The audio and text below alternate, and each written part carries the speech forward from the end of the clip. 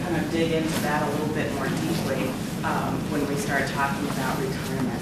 So women make less money on average according to the census. So the census captures median income.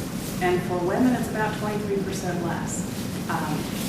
Obviously, there's differences regionally or across different jobs or industries, but overall, women make less money.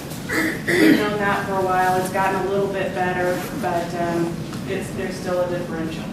So when we put those two things together, what that means is that when we're looking out into the future and looking at retirement, it just makes sense that on average, women are going to have less money to work with than men, because it has to last us longer, because we're going to be around longer, and we're starting off with less. So putting that all together, that's the disadvantage I was talking about. So we have to kind of keep that in mind and be a little bit proactive that, things just aren't the same for us as it is for them. And the bad part about it, we got to buy the same milk and butter and eggs and all that other stuff, so we have the same expense level, but we're coming at it from a slight disadvantage on average. Now, the next couple of things I didn't realize as I was working on this and kind of thinking through this hypothetical question from my father, well, what's different about women than men? He's a very traditional kind of guy. So the poverty rate for elderly women is, 5% doesn't sound like much, but I guess it's kind of going back to what we just said before. We're making less money over our lifetime, we're living longer, and so in our later years, there are more of us that are impoverished, more women than men. Not a whole lot more, but what I found particularly interesting is that it's more significant for non-married. I guess that makes sense. We don't have any money from spouses to depend on. This 17.3 or something like that. So 17.3% of non-married elderly women are living in poverty, and so there are national scales that define what the poverty level is, and it's pretty low. So 17.8% of non-married elderly women overall are at or below the poverty level, and it's actually a little bit over 20% for divorced women. And so again, thinking about what's different about women, sometimes things just affect us differently, or it's more difficult for us to rebound, and divorce seems to be one of them. So got a little message there. So that's a problem. I'm not going to talk too much about divorce because we can get into all kinds of little situations or life events that make it more or less difficult for us, but that's just something to think about. So putting all these things together, that's why this matters. So when it comes to what I'm actually going to say, things to think about and step 1, step 2, step 3 as much as I can, that's not necessarily different for women than men. I wouldn't necessarily tell a group of men something different, but why it matters, why it maybe matters a little bit more is different. And I think then there's just the soft stuff that women traditionally, at least 20, 30 years ago, just didn't pay attention to this kind of stuff. There was always somebody else who did it. I wasn't one of those, but I had lots of friends, girlfriends, particularly in college, that just didn't care about money and balancing checkbooks, and oh my gosh, why would you ever be a finance major? That's for some person wearing pants to take care of. And so we're learning that we can't necessarily always depend on someone else because we live longer, because there are things that happen like divorce and death and all that sort of stuff. So it's really important just to be able to do a few basic things for ourselves. Are these rates nationally, or does it vary by state? It varies by state, and I probably should have dug into the statistics for Alabama. But yeah, this is national. And they're trying know that I saw life expectancy by state from the CDC. They'll do it by country and annually and by sex and by race, but not so much by state. But the wage gap and things like that we can find out by state. So that's from the U.S. Census, and the poverty rate actually comes from Social Security Administration. So Katie talked about all this already, and I have to confess I was putting this together and I was having a really hard time getting my content in equal doses. So I think I'm heavier in the first and the third than the second. So we're just going to play this by ear, and if we get going, and we have to add something to one or the other, but I promise I won't keep you, we won't miss breaks, and I won't keep you past 12:30, but try to find a way to get it all in the right spots.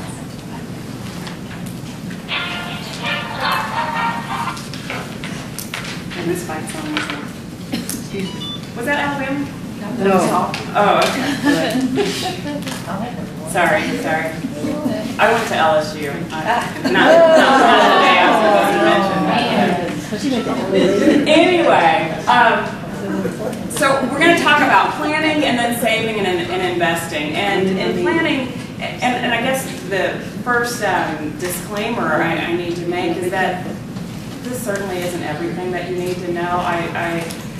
I guess whether I'm giving a workshop like this or I'm teaching at I was going to say LSU. We started. Whether I'm teaching at UAB or actually I teach at, I think I'm doing too much. I teach at Holy Family High School too. Wherever I am, I always try to emphasize that I can't tell you everything. I had a professor once who says, you're not responsible for everything that I know, but you are responsible for everything that I said. So I try to get what I say to be focused on the things that I think are most important. Because particularly when I'm teaching freshmen or high school seniors, they want to know, is it going to be on the test, and when am I ever going to use this again? So there's so many things that we can talk about when it comes to planning, saving, and investing. And I'm hoping that I grab the big ones, the ones that are most important, that if you walk out of here and you learn a little something, that this will be the most helpful. But so these are the things that I picked out. I wanted to talk about just what should everybody be doing. And I made the point about some of us let somebody else take care of these things. I hate sometimes when you're making small talk in the grocery store and somebody says, "Oh, so what do you do?"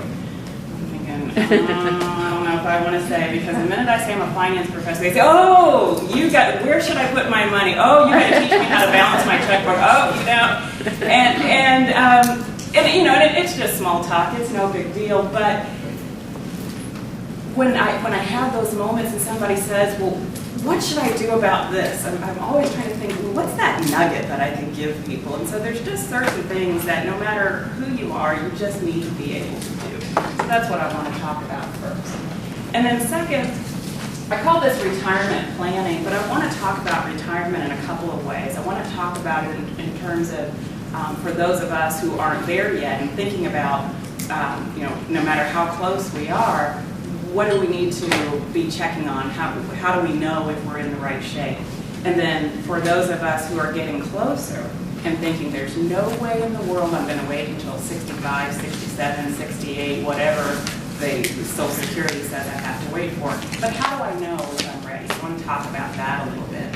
And then the last thing in retirement I want to talk about is once I'm there, how do I know that I'm not going to outlive my stash?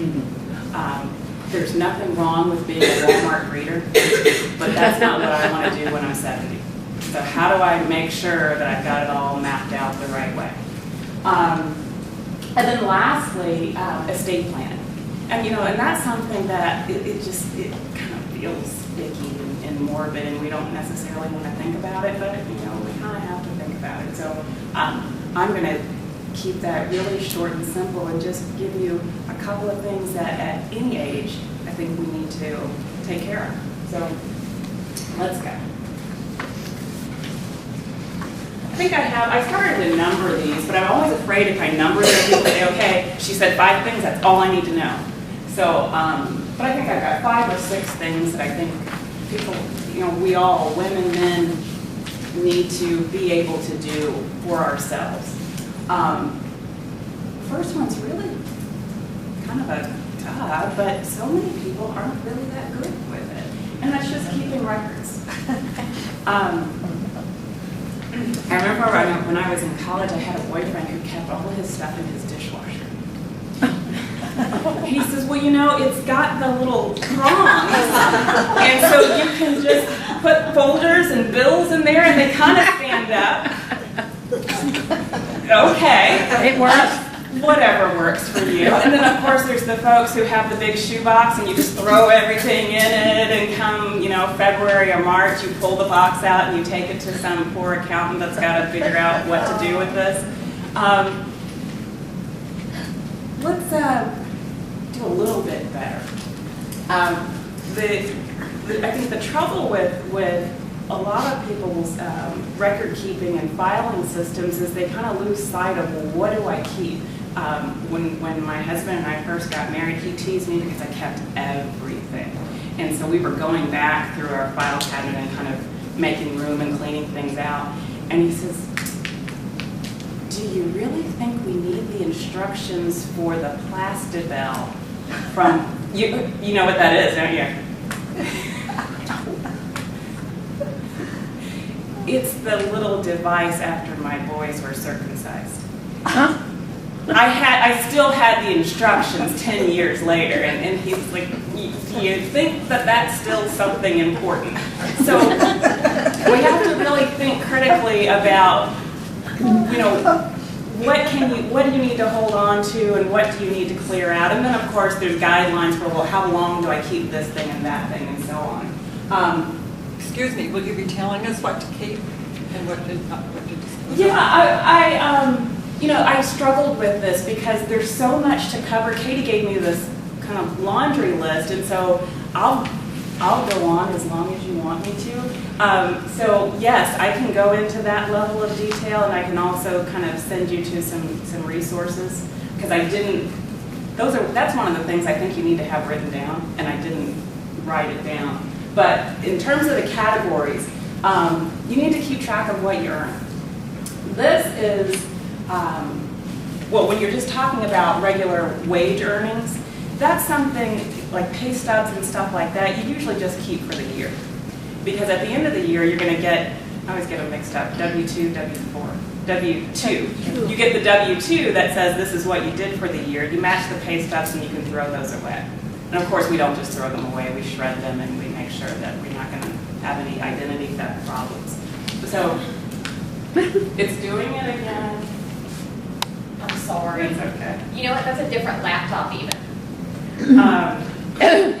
So, wage income, we're going to hold on to pay stubs until we get the W-2s. When we get the W-2s, we're going to do our taxes, keep them with our taxes, and then we keep tax records for about 7 years, because that's about the statute of limitations for the IRS in terms So of you coming don't back. need the receipts to keep any of that, to back up the, Well, I'm just on income so far. I'm going to get to that other stuff. So, other income, like self-employment income, that sort of thing. If you're going to get, kind of like the W-2s, if you're going to get some sort of tax record, then you can just hold on to it until you get that tax record and keep that. The not I-9, what? 1099, thank you. So if you're going to get 1099 income, then you can keep your records until the 1099 comes, and then once that comes, you can get rid of your individual records. But if you have your own business or something like that, you're probably going to have a little bit more detailed record keeping system anyway. So that's income. On assets,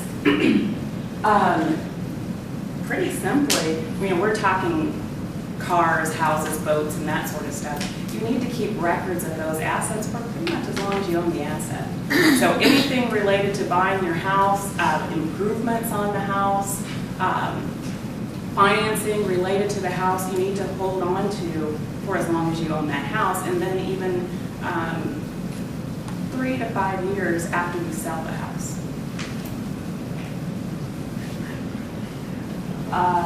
Spending and expenses. This is the one where I kind of go nuts. I hold on to everything because you never know when you need to take something back, and so I've got like right now. I'm sure I have about 100 receipts in my purse. But typically for expenses, you only need to hold on to those things, receipts and things for maybe major purchases, and major is different for different people. Things that have a warranty related to them, and things that are tax deductible, so medical expenses, job-related expenses, childcare expenses, and so on. But all the other stuff, the grocery receipts and things like that, you really don't need to hold on to. At one point, I used to advocate if you're using a debit card or a credit card, you hold on to all those things until the bill comes in, and then you check them against the bill, and then you get rid of them. I'm not saying I wouldn't recommend you do that. I'm not so good at it anymore. But if you're comfortable that your statements and all of that are correct, then maybe you don't need to do it. But that's something to consider. The items in your home, like if you have a china cabinet that your grandmother gave you, you know it's worth something, especially too with the recent storms. Yeah. Is it wise to take pictures of things in your home? Oh, that's a that are good valuable point. Yeah. And keep What it, she like my mom's said. done it. So Holly was saying, we're going back to things that you own and assets. She was talking about, I keep referring to tax purposes, but another reason for this record keeping is for insurance purposes. So let's say you have a loss. It's a really good idea to go through and make a list of, I think I talk about this at some other point also, but to make a list of all of your assets and have pictures of them. So, we talked about when you make a purchase that you're going to hold on, these major purchases, you're going to hold on to the receipts for those items, the warranties, and any improvements or repairs that you have on those items. And it makes sense to have pictures. And so, I wouldn't advocate necessarily having a separate file for insurance and a separate file for taxes or something like that, but really just these 4 categories. So in that file where you're keeping track of your assets, absolutely, pictures would be great. So you've got all that stuff in there together. You have what it is, where you bought it, when you bought it, how much you paid for it, service, maintenance records with it, pictures of it, and your insurance agent is going to love you if you ever have any issues. So we talked about expenses a little bit, and then debts. So all of your liabilities, so loans, so your mortgages, mortgages, car loans, so you've got the asset side and you've got the liability side. You can kind of keep all that stuff together. But any other kind of loans that you have, you want to keep lists, keep those things. So you're going to get all these loan documents anytime that you borrow money. So you want to hold on to all those things because eventually you're going to get the document that says it's paid in full. So you want to put all those things together. And 9 times out of 10, you don't have to go back and refer to those items, but gosh, the 1 or 2 times that you have to go and prove something, it's just nice to have all of your records together and in one spot. So if you can just think about it in these 4 really basic categories, it's kind of not so unwieldy.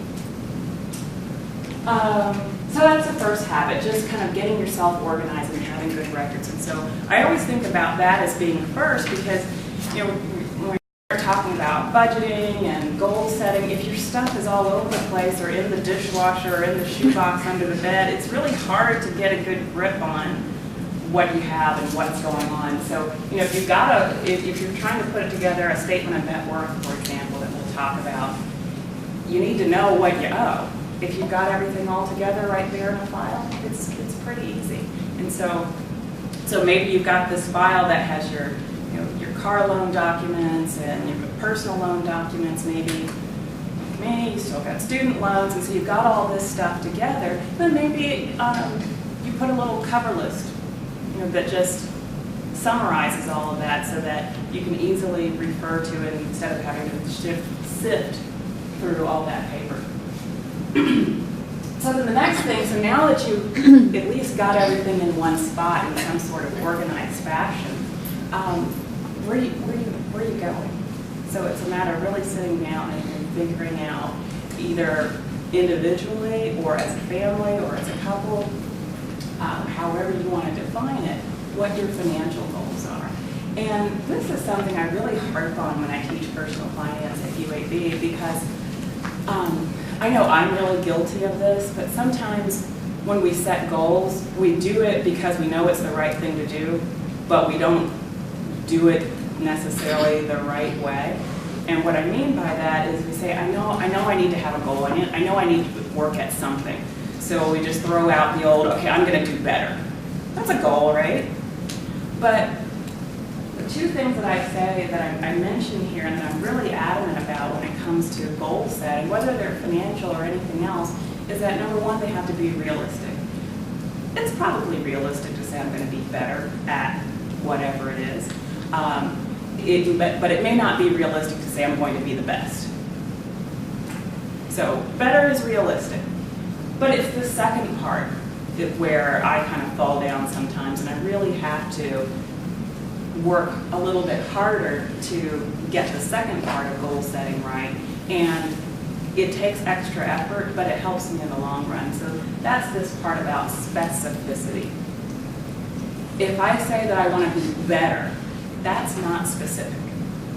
Because what happens is, and this is where the lazy part on my card comes in, is that I want to set goals because I know that's the right thing to do. It makes me feel good about myself. It makes me feel like I'm working towards something and not just kind of hanging out and taking things as they come.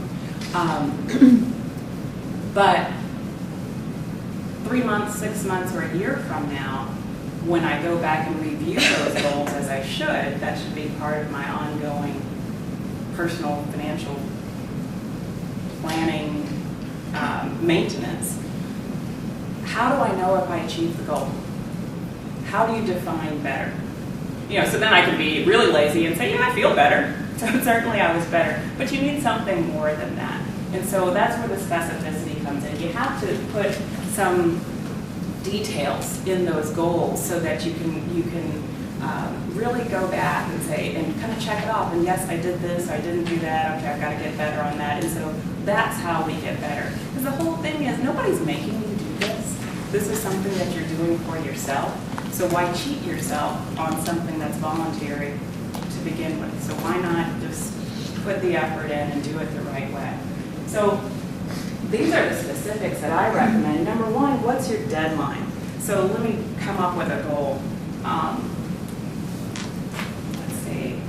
Well, a key goal for most people is to have an emergency savings or some sort of emergency fund, rainy day fund, whatever you want to call it. So that's kind of a goal that everyone should have if they don't already have it. You know what, let me change that one. It's okay. As long as people remind me if I don't see it, so it doesn't shut off. So the goal is to set up an emergency fund. I need to set a deadline to it.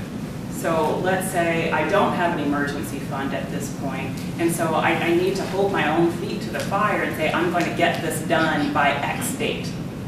Because if I just say I'm going to set up an emergency fund, then there's never, I don't want to say consequences, I'm going to, punish myself, but there's never a sense of urgency if I don't set a date. And it can be whatever makes sense for you. Again, it still has to be realistic. So I'm going to set up this emergency fund by the end of the calendar year. That's my deadline. Cost. Well, emergency fund, how much money do I need to have in that emergency fund? There's two schools of thought. If you're starting from scratch and you don't have a whole lot of scratch to put in the fund, a good starting goal is $1,000. The logic, and actually, let me come back to that. I don't want to get too far off the point because we're going to talk about savings in a little bit. I need more stuff to put in there.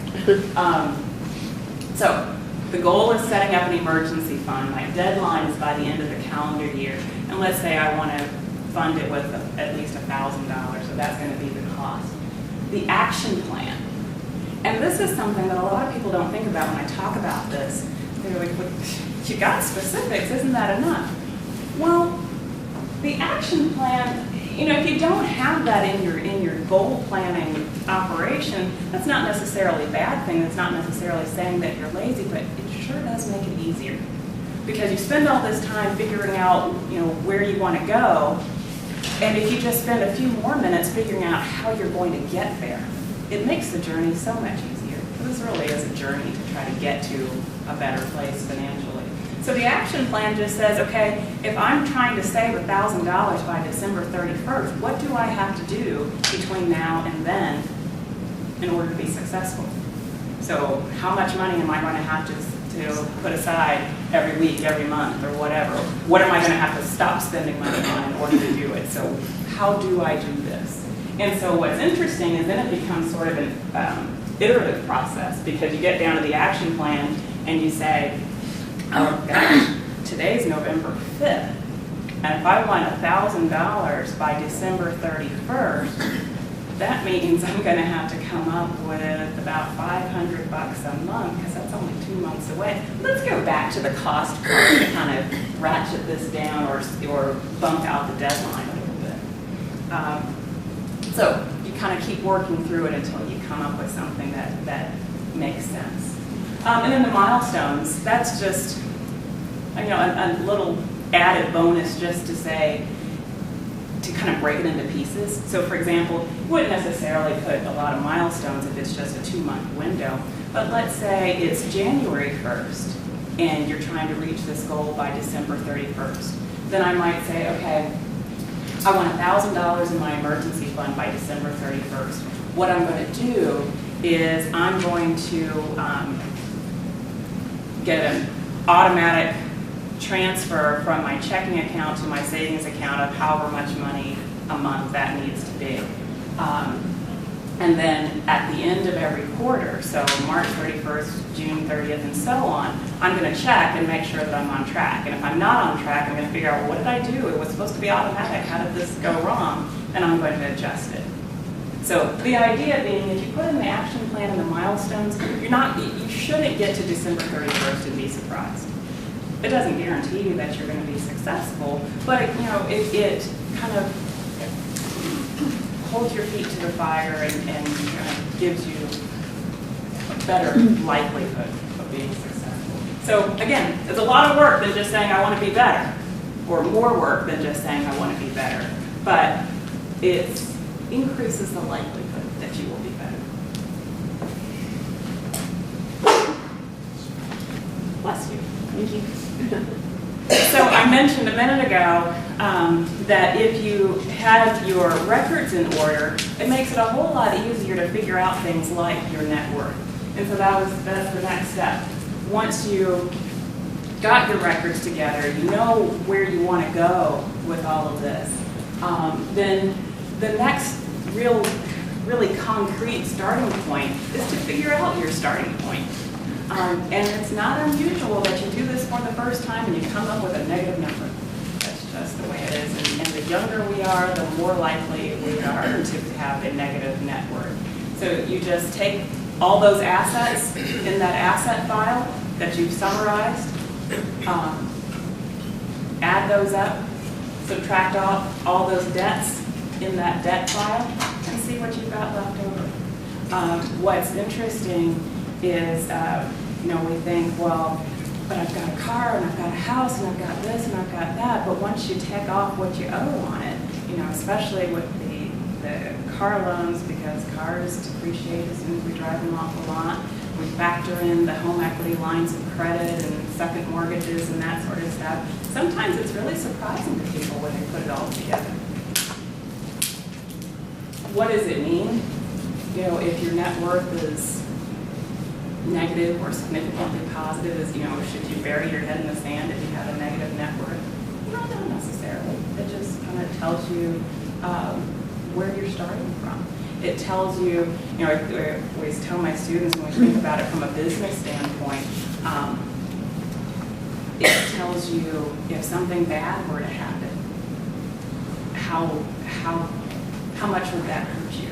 You know, if you've got to raise cash, how capable are you of raising cash? If you have a negative net worth, it's going to be difficult. So a negative net worth or a very small net worth is probably a place that you don't want to be for long. And so that's why you want to figure out this starting point, and you want to keep reassessing it so that you can see if you're moving to the right place. I stumbled a few months ago. I stumbled across a website. I still can't decide if I like it or not. I throw it out to people to get reactions. But it's a website called Net Worth IQ. Can I pull up the internet? Yeah, just hit escape. It's, Let's see if I can get it. It, just to kind of, I'm not necessarily advocating for this website one way or the other, but just to give you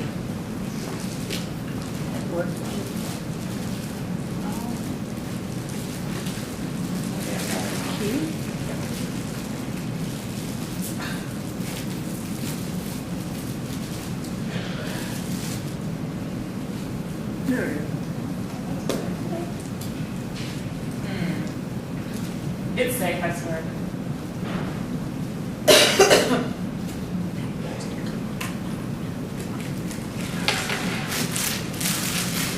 So I stumbled on this website a few months ago, and if you're interested in calculating your net worth, I don't think it's all that difficult that you really need a calculator to do it, especially if you've got your records all together. It's just adding this number and adding up this number and taking the difference of them. But these folks, I guess they were kind of trying to get in on the social media craze and Facebook and Twitter and that sort of thing. And so their argument is that people have trouble with personal finance because they're embarrassed. They don't want to talk about it. You know, I, for example, grew up in a family where there were just certain things that you don't talk about, and money was one of them. So I didn't know how to balance my checkbook until I was 30. You know, it's just something that we just didn't do. And so they thought, well, maybe if we get the conversation out in the open more, people will do better. So what they do is you set up an account, and I actually have to open an account to show you specifically, but maybe I can show you somebody who's already out there. But you set up an account and you put in all of your information. It's anonymous, but you put in all of your information and it calculates your net worth. The idea is, because I said that you should recalculate your net worth annually. What they encourage you to do is go in monthly. You know, because you're paying down your debts and you're possibly purchasing new assets each month. So they encourage you to go in each month, and what it will do is it will create reports, it will create graphs, and show you how your net worth is changing over time.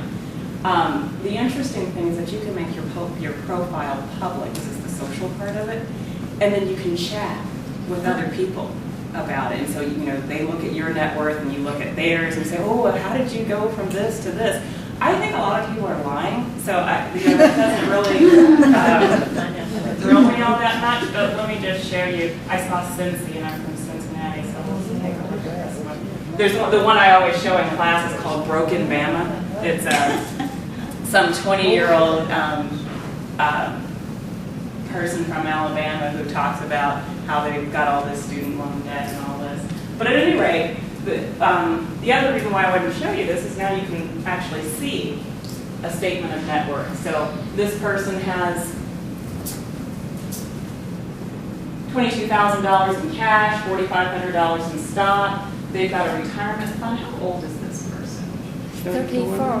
34. Oh, 34. between 25 and 29. That's just their username. Okay. So he's got a retirement account, and so, oh, that's different. So it's showing you how much it has changed since the last time he's updated it, which may have been the month before. So he's got $187,000 in assets. Remember, net worth is assets minus liability. So he's got 187 in assets, 118 in debt, which gives him a net worth of 69,000. So he did have a September entry, which means I can scroll down and I can see how his or her net worth changed. It's not all that interesting because it's just 1 month, but you know, the hope is your net worth is increasing. But you can go in, so that's one thing that I find interesting about this site. Another thing that I can't show you, because you have to be logged in to do it, is that a lot of times with financial stuff, you know, we get all of our stuff together and we start tracking it and really paying attention to it. You want to know, well, how am I doing? You know, is this good? Is this bad? I know that my net worth should be positive, but you know, at my age, living in this part of the country, where should I be? And so what they will do, if you put all your stuff in, you know, you create this account, put all your stuff in, you can pull up reports that will show how you rank in Alabama. You notice it said what industry this person was in. So whatever these categories are, so you can see how you compare to other people in your state, in your age bracket, in your income bracket, and in your profession, if that's interesting to you. But most importantly, now you see what a statement of net worth means.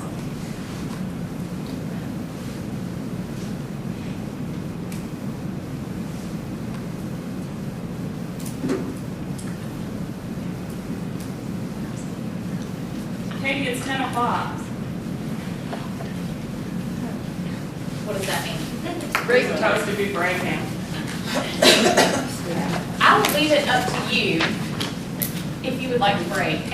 Where are you in your, Let's do this. I actually don't have as much in the second session. Let me just finish this and we'll add retirement into the next. okay. And then, so give me just a couple of minutes and then we'll take a break. Is everybody good with that? Yeah, sounds good. Okay. So we talked about net worth. 2 more things that I want to talk about in these basic financial habits that everybody should have. And the next one is creating a budget. So creating a budget, and there's actually, it sounds like I make everything difficult, but I like to be thorough. And so there's kind of a process that you can go through to make that a meaningful exercise as well. So when it comes to creating a budget, again, some people just say, oh, I know I need a budget, so I'm going to write down how much money I think I make, how much money I think I spend, and try to make sure that I don't, I have more than I'm spending, and then I'm good. And then I'll put it in the drawer and not worry about it, because if somebody asks me if I have a budget, I can say yes, and end of story. A better way to do it would be to take some time and just pay attention to your spending. You know, some people say that you should even go so far as have a spending diary for a week or 2. You know, where you just take a notebook. And in fact, I did this with my students a couple of weeks ago. Just take a notebook, and we did it for a weekend, which is really telling. They gave me such a hard time. Because I said, you know, I'm not gonna have you do anything that I wouldn't do. So for the weekend, we took a notebook and we wrote down every stick of gum, every pair of shoes, that was me, everything that we bought for that weekend. And then what we did, and that's actually a pretty short time frame, a week or 2 would have been better, but I just wanted them to get the point. What we did is when we came back on Monday, we took all of those expenses and we categorized them. So we categorized them into food and clothing and bills, or whatever made sense for all of us. And then we said, okay, if this is what we spend in 4 days, we'll multiply that by 7 point something to figure out what our spending would be in 30 days. And that was the starting point for our budget. Because we thought that it would make more sense to see what we were actually spending than try to guess at or write down what we ought to be spending. Because usually there's a big disconnect.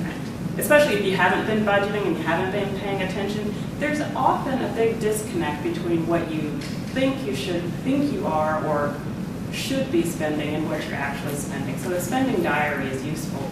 You can go online and get little worksheets, but I find that's too much work.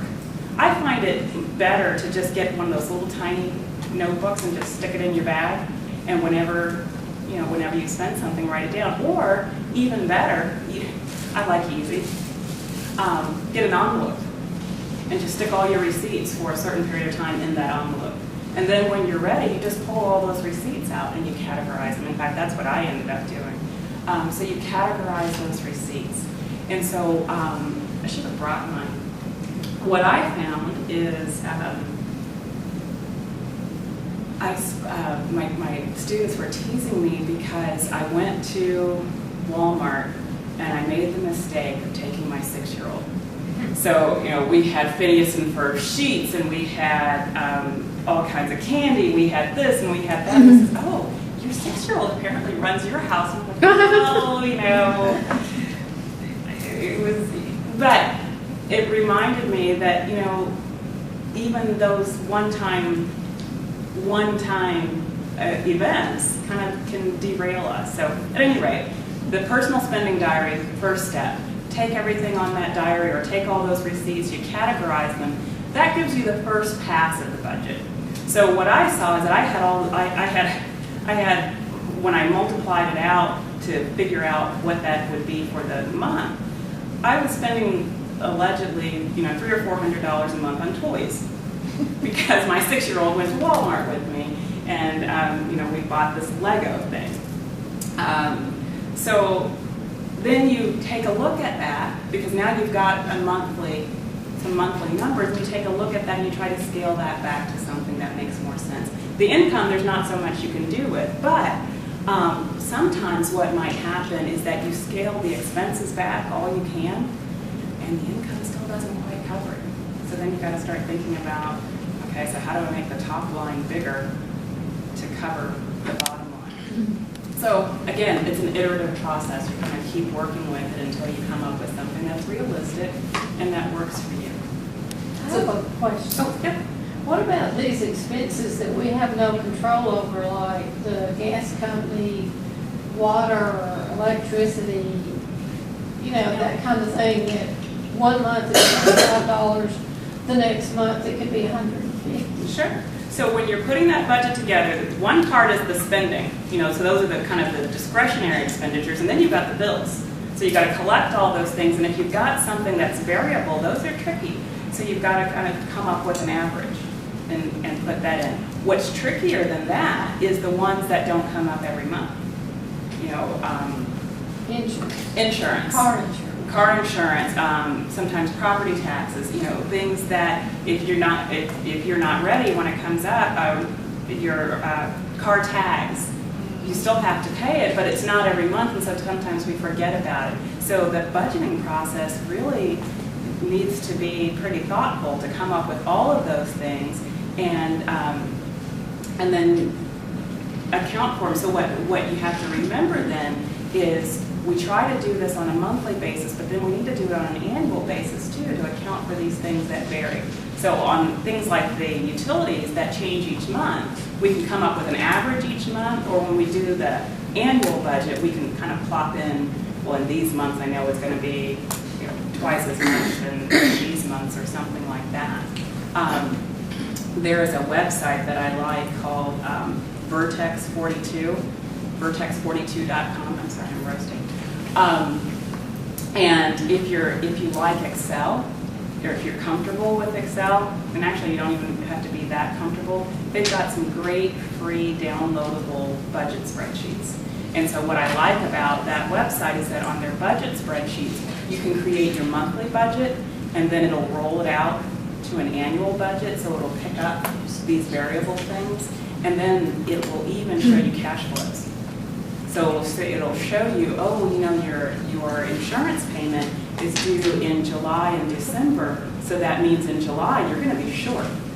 So you're going to have to come up with some extra money, or you're going to have to set aside extra money each month to cover that. So when we're creating the budget, we need to be thinking about those things that vary each month. The other side of it, I mentioned some people make the budget and stick it in the drawer. So the other side of it is, how do we stick to it? That's the tough part.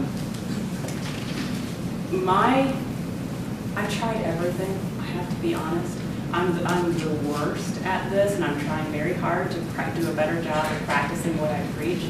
And the thing that I have found that works the best is when I separate the things that I can control versus the things that I can't control. Meaning, there are certain things that come in every month like clockwork that you just have to pay. And those are actually the easy ones, right? Because you know it's going to be the same amount each month, you know when it's due, and you can put that in your budget, and those things kind of come off the top. Where I get myself into trouble is when I pay the bills and I've got $5 left over, but I still have to do all these other things. Okay, I've got more than $5 left over, but you get the point. So I have this money left over for all these kind of discretionary variable expenses. So I've got to, buy groceries, I've got to buy shoes for the kids, I've got to buy gas for the car, I've got to do all those things. And it's up to me to make sure that I'm managing that part correctly so that everything gets done. The thing that I have found that works best for that is to do that in cash. I don't handle debit cards very well. My students laugh at me because I was invited not to bank at a bank anymore in my 20s because I didn't understand why if I kept putting my little plastic thing in the machine, how I could bounce a check. I didn't understand that the money was coming out of the same account. So what works better for me is I know how much money I have in a given month. I know what the bills are that have to be paid, and so what's left over is what I have to manage on my own. If I keep, writing checks for that or going to the ATM for that, it just gets confusing for me. So I figure out what that works out to each week, and that's how much cash I have to work with each week. So I've got to buy my groceries, I've got to buy my gas, and actually, Katie, I don't know if you guys do this at Saros, but my kids go to Our Lady of the Valley, and we have a script program where we have to buy gift cards, which I found to be completely annoying when they first started going to school there. But now it's great for my budget. We have to spend $3,600 a year on gift cards or something, or else we have to pay more tuition. So every month I write them a check for grocery store gift cards and gas gift cards. That's my budget. That's my gas budget and that's my grocery budget. So now that cash that I have to manage gets a little bit less. And so I don't know, so it's like I have to save myself from myself. The least amount of cash that I have to manage, the better. So now I've got, part of my income is handled with my bills and my retirement deductions and my savings deductions. The rest is, some is handled with my grocery money and my gas money that I take out off the top. So all that's left is just so then it's cash. When it's gone, it's gone. But that's what works for me. I was gonna say, I had to do the exact same thing because working here, my husband does a budget, and he has this spreadsheet. In his spreadsheet, he has a monthly, and he has a 3-month, and he has a 6-month, and he has one that goes until our children are in college. They're in 3rd, 4th, and kindergarten right now. So, he's the one that has all the money in mind. Yeah. And every month he would come to me and he would say, why do you only have $5 left? Or why do you only have $12 left? And we started looking, and I would go to Gus's. Yeah. I'd go to the Pig. Yeah. I'd go to La Paz. And so finally, I started leaving I would leave everything. I would leave the house with my driver's license and my keys. Yeah. Not take any money. Because it was a horrible habit, and I'd have a bad morning and my friends would say, let's go to La Paz. And I go, oh, it's just $7. Well, at the end of the month, $7 at La Paz and $5 at Gus's and $3 at the Pig, and it added up. And so I would just take the cash that Doug said, okay, you have $40 to eat out this month or whatever. That's it. When it's gone, it's gone. Because My that's kids are my downfall. Yeah. They'll for say, like oh, 6 can I months, grab this? Can I get something at the checkout? Can we go here? Can we go there? And it's not that I don't know how to say no, but sometimes they'll get you in the moment of weakness, and I have a lot of those. But what they do understand is mommy doesn't have any money. No, we've spent all the money that's allocated. They understand that. They understand, no, it's not on sale. No, we don't have a coupon. So that's what works for us. Let's see. And actually, the nice thing about that is that there really is there's no way to go over the budget. So I don't have to go back and review it and figure out how I went over. I couldn't go over. Okay, last thing, and it's kind of in the same category. Minimize your spending in order to maximize your saving and investing. I was talking with somebody yesterday about extreme couponing and all that stuff. There's so many things. Katie and I were at Fox 6 this week, and the Barganomics lady was there. There are so many ways, and there's so many useful resources these days for saving money. Whenever we have a downturn in the economy, people start getting more and more creative. So couponing is one of them. I was just joking about my kids, but it's true. We started couponing because when my husband and I, maybe 3 or 4 years ago, started really looking more closely at where our money was going, we noticed that food was our problem. We were eating out a lot. We were spending all kinds of money at the grocery store. And for whatever reason in our house, my husband does the grocery shopping. Well, I know why, but that's a long story. But he does the grocery shopping, and he would go every day. That's the worst thing that you can do, because he would say, oh, but I just need a couple of things. But he'd take a kid, and so, he'd come back with all this checkout candy, and he'd say, oh, but I saw this, and I saw that. So we were spending a ridiculous amount of money on groceries, and then he'd spend all this money on groceries, and then Friday night he'd say, well, let's go out. Well, let's order pizza. We started couponing. Have you all seen the Southern Savers website? Yeah, I use it all the time. Oh my gosh, southernsavers.com. If you haven't been there and you want to know anything about couponing, that's where you go. This woman is absolutely awesome. It's free. You go to the website, and every week she puts down, she does, let's see, for our area, she does Publix, Winn-Dixie, CVS, Walgreens. She doesn't do Bruno's or Western supermarkets. But every week she will take the weekly flyer, list everything that's on sale that week, and you think, okay, big deal, I can just get the flyer and see that myself. No. Underneath each item, she lists what coupons are available for that item. And so you can, and it's an interactive website, so you can go down the list and you can say, oh, okay, I'm gonna get some club crackers, and I'm gonna get this, and so you click on it, and so you can print out your shopping list with the coupons listed. And so the way she lists the coupons is, if you get the Sunday paper, which I recommend that you do if you're interested in couponing, there are 3 different coupon flyers. One called Red Plum, one called Smart Source, and then once a month Procter & Gamble has a coupon flyer. And sometimes there might be 2 Red Plums or 2 Smart Sources, but those are the biggies. And so she will tell you there's a 50 cent off coupon for club crackers in Red Plum dated this date. So the nice thing is that when you get the coupon inserts out of the Sunday paper, you don't need to cut them up, just pull them out and say, just stick them in a drawer somewhere. Because on the spine, it'll tell you the date, and so you just look at her list, find that date, find that coupon, cut it out, and you're ready to go. Because some people think, oh, I've got to spend hours every Sunday clipping coupons. No, you just clip them when you need them. So she does that, which is great. Also on that favorite, let's see, what is it, Publix. Every Wednesday. The 1 cent. The 1 cent. The 1 cent item. The 1 cent item this week was oatmeal. And it was So- old-fashioned oatmeal. It was old-fashioned oatmeal, I know. So I'm sorry, I get excited about it. And then the week before, it was peanut butter. Yeah.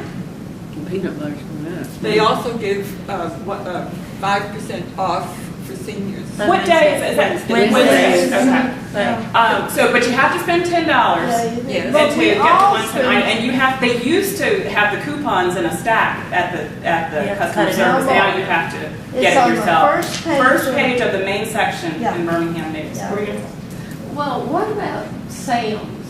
Now, it's just me and the dog, and I'm spending $20. I'm going in with a friend, and we're going to get renew our Sam's card.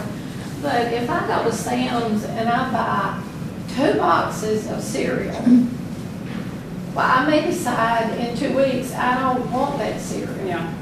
So, And you've got two really big yeah, boxes. and I guess I could take it to church and they could Yeah. give it away, but I'm not sure that Sam's is a bargain for me.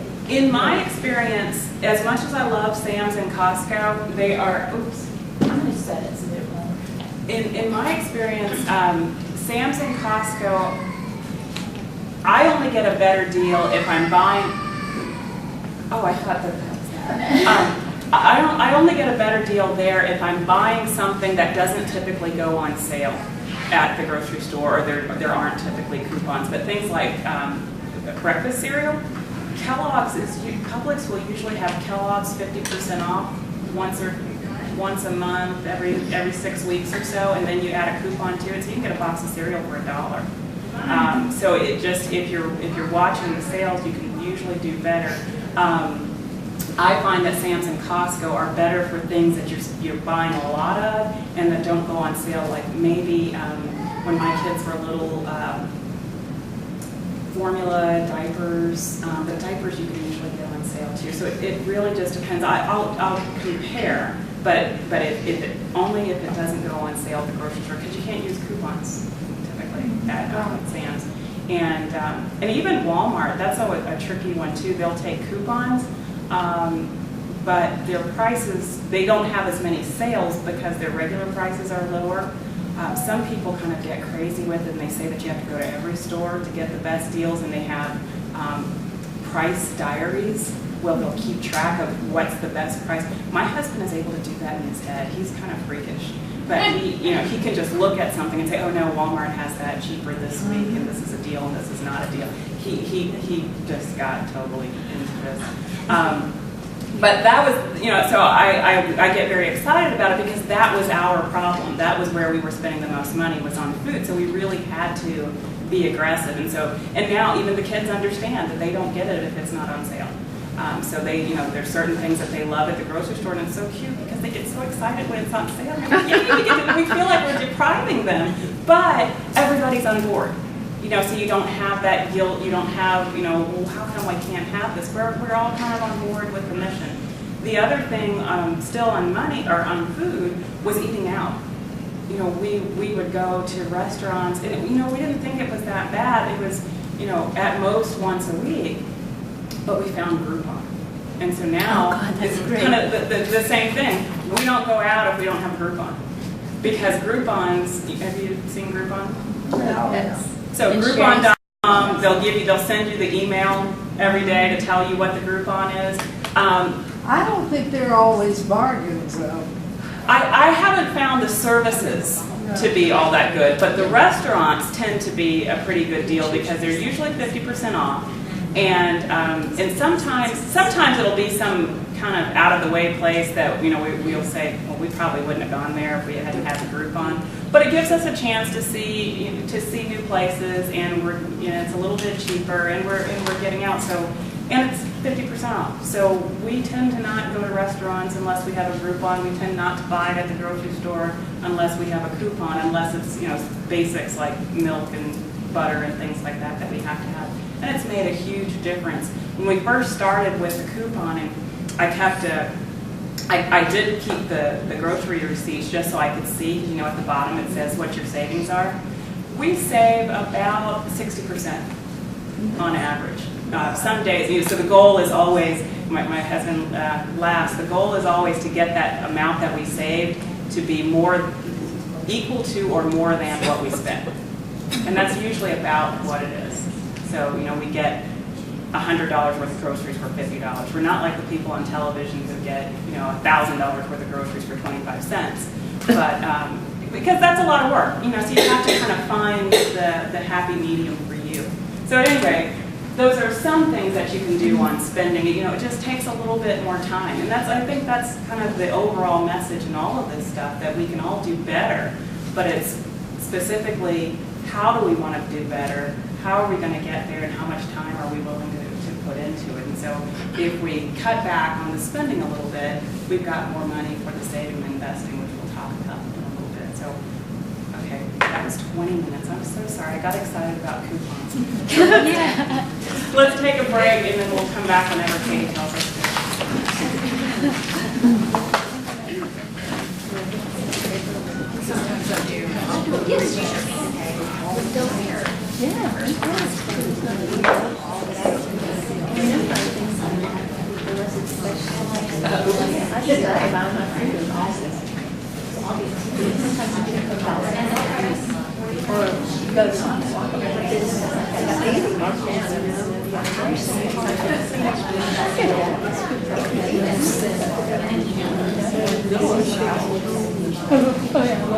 And Western was double sauce.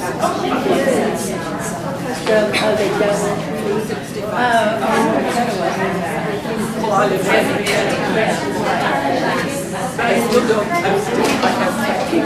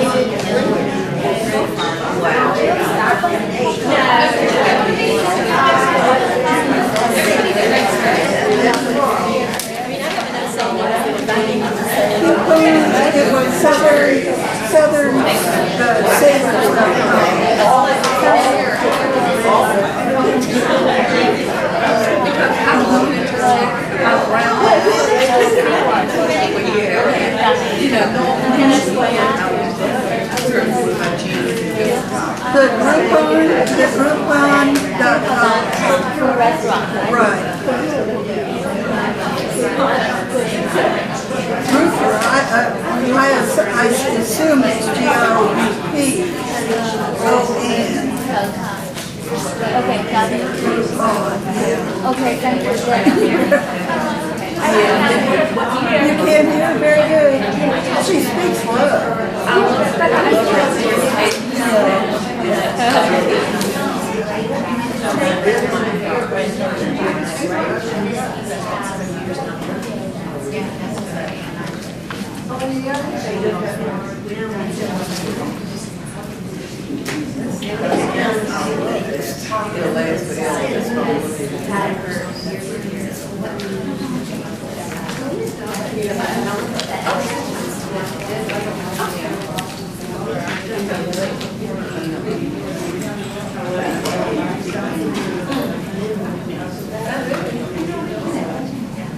No, I mean, I've had so much money in my because I can't live on Social Security. Oh, yeah. Yeah.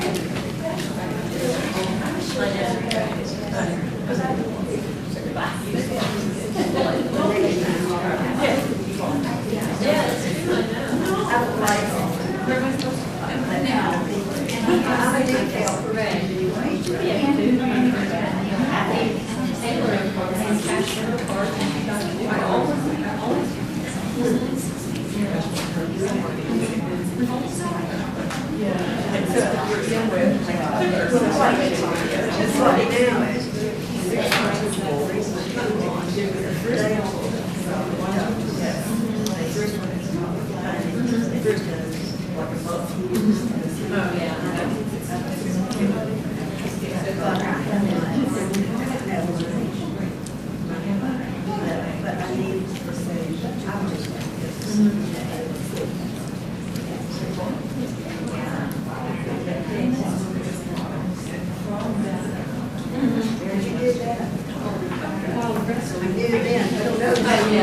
This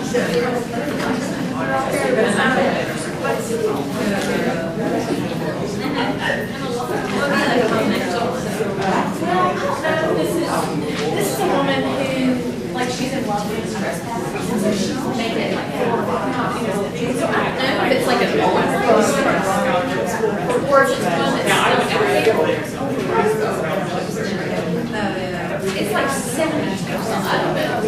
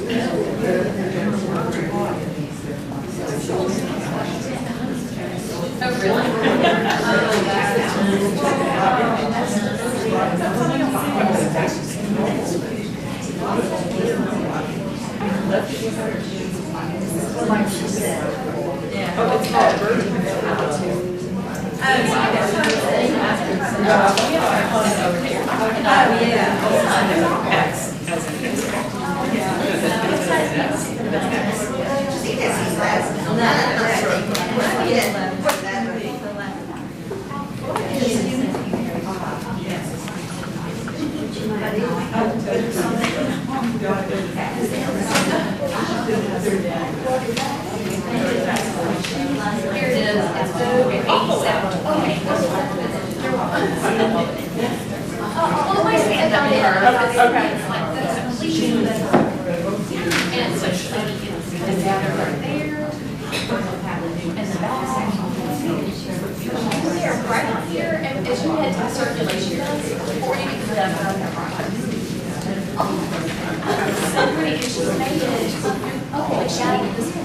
Which I really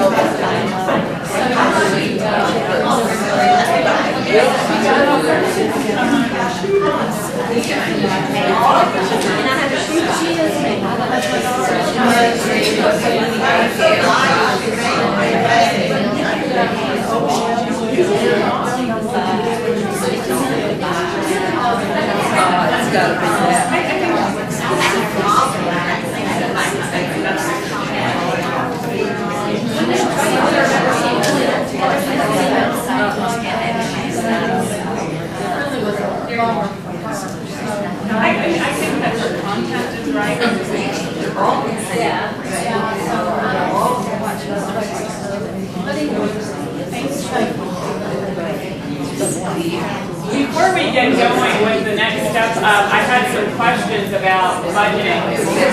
And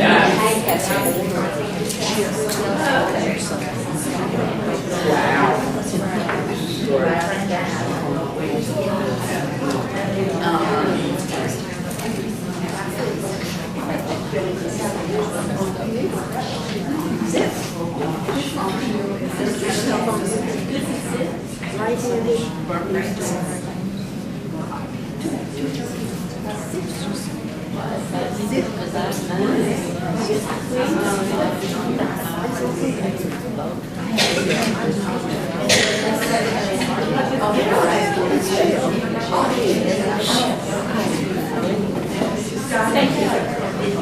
before I get into the next topic, I wanted to go back a minute on budgeting. I'll make sure that I get this link to Katie. But I like, this is the website that I was talking about. It's called Vertex 42. And this is just a guy who's a programmer and he just creates all these Excel spreadsheets. But the nice thing is that they're absolutely free. I'm big on free. And so, when it comes to managing our money, putting together the budget, tracking the budget, there's some great software out there like Quicken, and actually Microsoft doesn't make their product anymore, so Quicken, I guess, is the biggie. But if you want to save a little bit of money, or if you just really like kind of doing it yourself, this is a great place to go. And for some people, Quicken is just overwhelming because there's so much in there. And if all you want is a budget, maybe just a little spreadsheet is nice. So if you go to Vertex 42, I just put budget in the search box, and this is where it takes you. The one that I like the most is actually really kind of interesting. Let's see if I can pull it up. He's got a bunch of them. So budgets for specific things like weddings, Christmas, savings goals. But the one that's pretty cool, this is relatively new. It's the Money Manager that puts them all together. Well, actually, let's just see if we can watch the demo instead of me yelling. Which screen do you go to? The one that breaks it down into Christmas or wedding budget? I went to Vertex 42 and then I searched for budget, and that brought all those up. Okay. And so what I'm looking at here is called the Money Manager. And so what the Money Manager does, is there sound?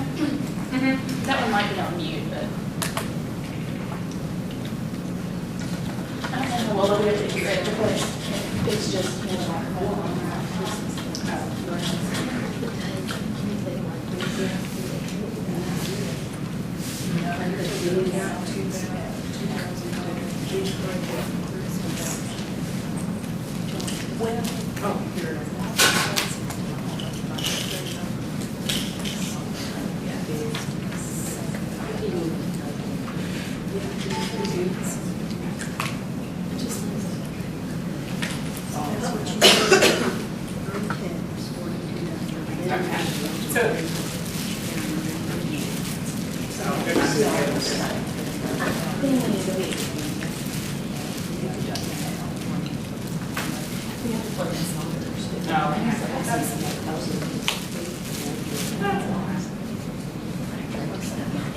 Well, unless you want to grab them and I can bring it back up later. Let me grab the If they're, we'll probably come back to this. What we're going to. Because it's Excel, does it work on a Mac? Yes. Okay. If you've got Excel for the Mac, yes. No, I don't. Yeah, you'd have to actually have Excel, but there's a Mac version Okay. of Excel. This is a little tutorial. I was hoping that it showed you enough that you can see it. You can't really hear what the guy's saying, but the reason why I like this is that if you're not going to use a Quicken, or if you just wanted something simple, what it does is it lets you put your budget. I only use this for the budget part, but it'll also let you balance your checkbook on the same spreadsheet. Which means that you put your budget together, you put your expenses in as you incur them, and so then it shows how you're doing on your budget. So it's kind of an all-in-one kind of thing, but it's really pretty simple. So how does that differ from Quicken? It's free. Oh, it's free. It's free, and it doesn't have, so it's not going to have all the fancy reports, and it's very, very, very basic. But I like it for the budget because we're only seeing a little bit of it, but it's got the budget in different categories. So like here is obligations. So this is your debt repayment on your credit cards and loans and whatnot. You can see up here there's a category for children, business expenses. So it's got expenses in all the different categories. These columns are the months. So at the far right, then it averages it out. So you try, so you put together one sample month and then you kind of plug in the months when we're talking about variable expenses, you plug in the months that are extraordinary, and then it'll calculate the averages. What's really, really nice, and I wish you would scroll back up, is I was mentioning before, it'll show you cash flows. So you put in how much money you have in cash to start with, and then it'll run through the budget that you've made and show you how much cash you're going to have at the end of each month, so you know where you're going to run into problems, and so you can make adjustments on your budget. So it's really nice for the budgeting part. I've always had problems with budgeting in Quicken because it just had too much stuff, and I couldn't see everything at once and kind of move it around and see how one thing affected another thing. So I just like, maybe I'm just more comfortable with Excel, but I like this because I can see everything in one place. But at any rate, it's vertex42.com, and there's several different budgets. If you just want an even simpler one, they've got that out there too. But when you start putting together a budget, whatever tool you use, you want to have a monthly budget and you want to have an annual budget to make sure you're accounting for both regular expenses and variable expenses, or irregular.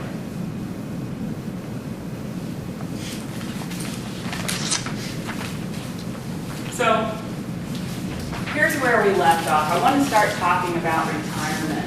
And before we get into details on it, I wanted to go back to where I started when I was talking about differences between men and women. And the differences show up, as I mentioned before, more when we start thinking about retirement and thinking about the long term.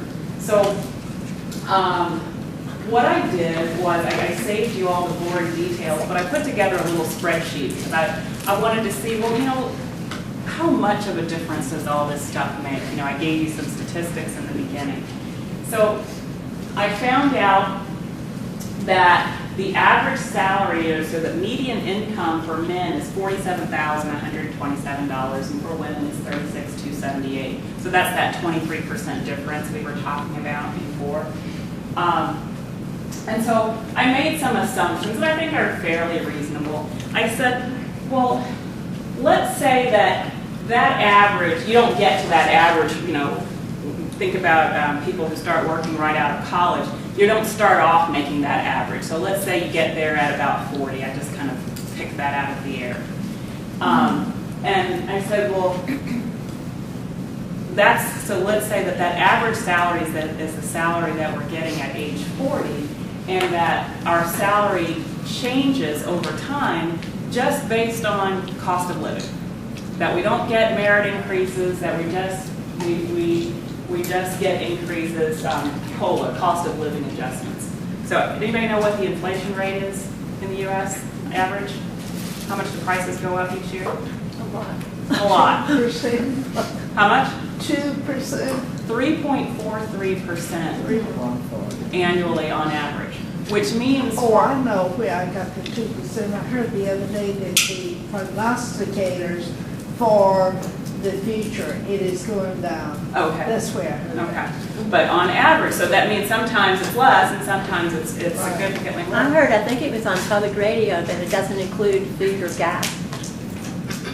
It should. It should include Well, both it because what they should, do, but- they have a market basket. Mhm. And so eggs, milk, and butter are definitely in the market basket. It may depend on which, there's different measures. Different kinds. I'm So sure. it may be depending on which measure you're looking at. But, so I adjusted this income each year just based on cost of living. And I assumed that you're going to start working at age 22, kind of average age when people get out of college, and work until 65. And I said, At 22, so I plugged these salaries in at age 40, and I worked backwards, scaling it back by 3.4% each year until I got to age 22, and then I scaled up by 3.4% each year until I got to 65. And so I said that when they started working at age 22, they were very proactive, and they said, starting today, we're going to save 10% of our annual income. But because we're starting early, we don't have to increase that. So they just did 10% of this and 10% of that, and that was it. So as they got those cost of living adjustments, they were still only saving 10%. Well, actually, not this, whatever it was at age 22. So they are saving 10% of their age 22 salaries each year until they retire. And I said that they're going to make 7.5% on their earnings. I started at 10, and I thought, times have been kind of tough lately, so 10 may be a little aggressive, but over the long run, 10's not too bad, but 7.5 is a little bit more conservative and a little bit more realistic, because we've had a lot more bad times than good times lately. So 7.5% annual return.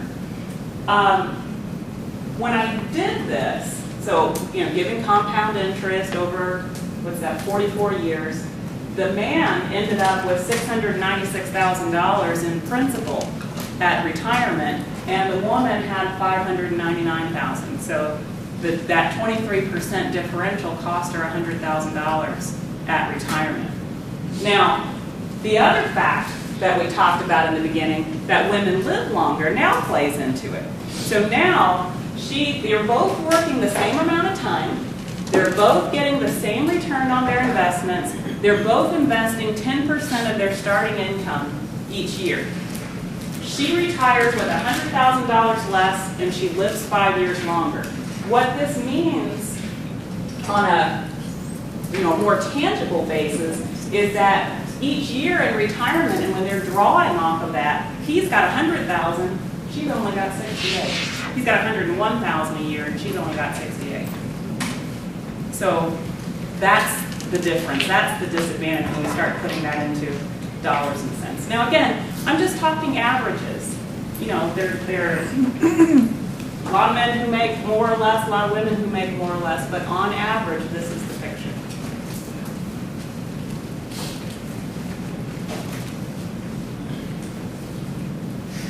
So, whole laundry list when we start thinking about retirement. And we're all at different stages in terms of how close we are to retirement or how far into retirement we are. But regardless of that, there are still a lot of things to think about. So at what age do we want to retire? A whole lot of people,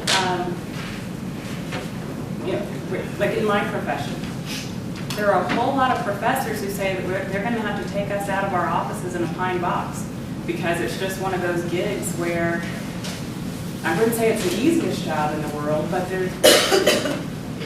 at some places it just doesn't make sense to stop working at 65, because you can kind of get into a groove and you can do it a little bit longer.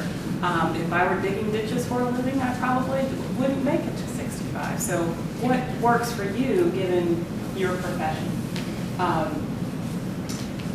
What kind of lifestyle do you want to live when you're retired? Do you want to pack up your tent and move someplace else? Do you want to travel around the world? Those are things, it's so funny how we tend to have ideas about what we want to do in the future, but when the time comes, we haven't necessarily always prepared for them the way we should have. So when I'm listing all these things, it's kind of like when we were talking about goals before. All this stuff has a price tag, and it all kind of factors into the equation. So I'm saying all this to say it's really hard for me to stand here and tell you this is exactly what you need to do to be ready for retirement, or when you're in retirement, or at this stage of retirement, because there are just a lot of factors involved, and so they affect each of us differently. But these are all questions that you kind of have to answer. So where are you going to live? Who are you going to live with? Some people have much lower expenses in retirement. Some people have much higher expenses in retirement. And then any concerns about your spouse and what they might want to do. Expenses, again, all of this kind of relates to your retirement expenses. I'm kind of thinking I want to sell the house and get the big RV so I can go to all the LSU games. You know, what is it? We have talked about that forever. Okay, not so much the going to the LSU games, but, you know, wouldn't that be cool? And so the nice thing is that it's not unreasonable to just sit down and dream about all these things that you want to do and start figuring out, well, what's it going to take to get there? It just stinks to wait until it's time and realize that you can't do it or you have to scale it back. So let's, you know, get ahead of it. And then you're going to have to be a greeter. I was somewhere, I'm trying to remember, it was actually a younger person, and I swear to you, I hope that he was joking, but he was talking about getting a job and so on, and he had some prospects, and so I said, oh, so what do you have lined up? And he says, well, I'm studying for the test to be a Walmart greeter. I'm really hoping that that was a joke and that there's no test to be a greeter.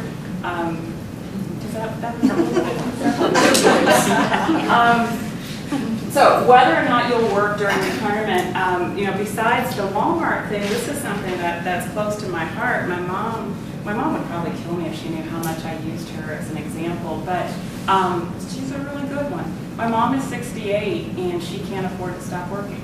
It breaks my heart.